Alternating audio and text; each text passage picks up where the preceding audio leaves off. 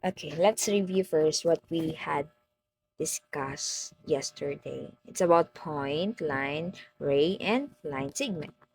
So as you've noticed, nasa yung mga picture. When you say point, the best example is the tip of a ball pen or pen. Then a line, example of for that is the ruler. 1 million ruler. Well, anyway, sa ray, it started sa flashlight and then if mo siyang i-direct kung asa nga place ni mo gusto, extend pa na siya.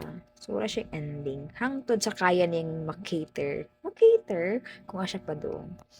So, that's an example. For example, for line segment, mo na siya endpoint. Ang ball pen, ma-measure ni mo ang pen or a ball pen. Yung mong gamit ruler, of course. May common sense ba? Ganun lang naman.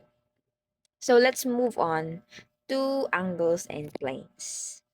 So, we have here, oh, you can illustrate an angle through your hands. For example, you can show your straight hands. I-extend. May mo siyang 180 degree. And for right angle, siya makaporma kag right angle. Then acute angle, of course, obtuse at this one. So in angles, there are parts of an angle. So the first one is the vertex. Oh, in the picture, see point B. That's a vertex. Then side, we have this called two sides or ray BC and time ray BA. Tanawa ni mga illustration. Gamitan na to atong mata para makita. Wala siya. That's part of an angle. So in naming an angle, there are two ways. It could be by using the vertex, angle B, and then you can use the three letters. But you have to remember that it must be na naa sa center si vertex. Not just sa middle part. As you've noticed, si B na nasa tunga. Wa siya na pala plane. Angle ABC or CBA. Di ba? Nasa tunga. So when multiple angles share a vertex, always use the three-letter name.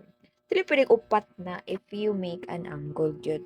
So, ay, kinahanglan hinumduman. Basta niya tagaan ko ninyo og angle na upat ka book letters. So, ako na to pag-demonstrate. Yes, color, thriller dapat dam. Okay?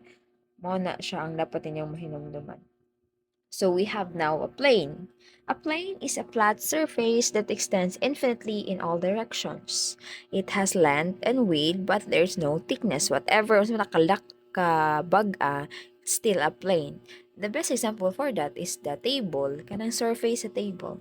So there are three ways to determine a plane. The first one is the three non-collinear points. What does it mean? When you say collinear points, that's the points nga naa siya sa the same nga line. So, kung imong tan-awon si line, pwede na to siya mabutangan og many points.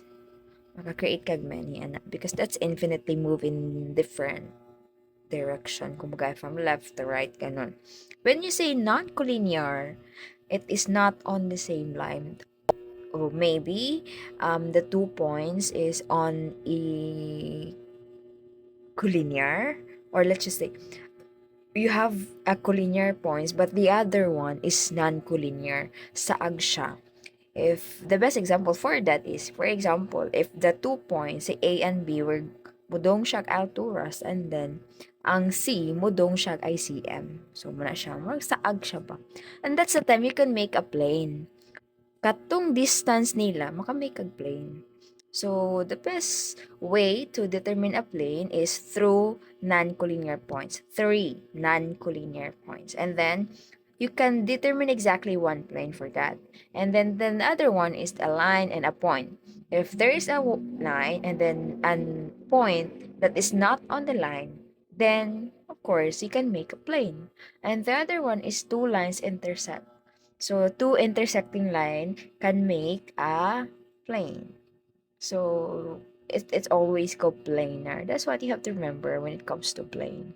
So in plane, you can name the plane through a capital letter. But please make sure to put a word plane para ma-recognize ko siya nga that's a plane.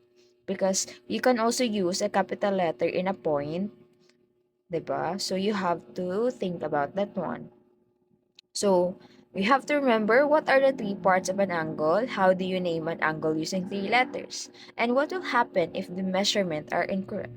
Well, obviously, if your measurement is wrong, it leads to error good, especially in an angle. If I asked you to draw a 45-degree angle, well, obviously, wrong is wrong if you didn't measure it correctly. Your surroundings good. You can find a lot of examples. So, for example, a scissor.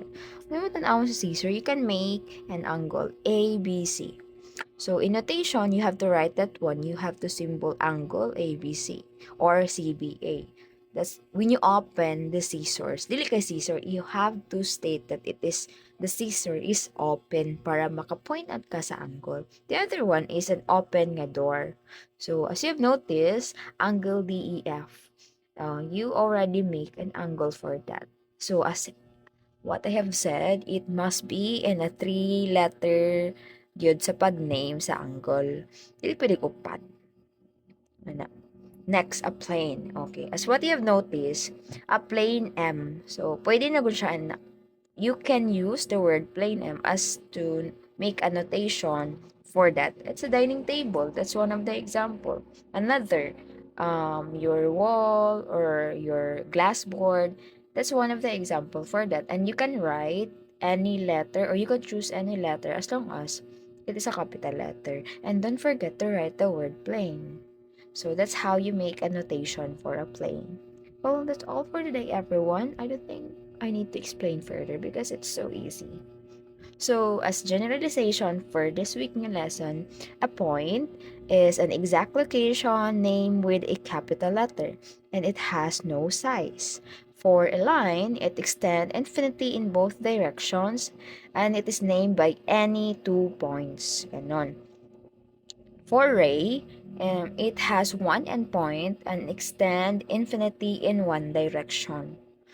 So, in line segment, a part of a line between two endpoints. It has a measurable length because you can measure because nana siya endpoint in both sides. So, when you say angle, it is formed by two rays with a common endpoint called the vertex. And the last one, plane, it is a flat surface extending infinitely and has a length and width, but there's no thickness. And that's all for today, everyone. Goodbye.